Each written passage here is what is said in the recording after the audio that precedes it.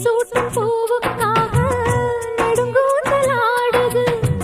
நீ வைக்கும் பொட்டுக்காக நடுநெத்தி வாடுது. ஆத்தாடி ஒன்னத்தானே உயிர் நாடி தேடுது.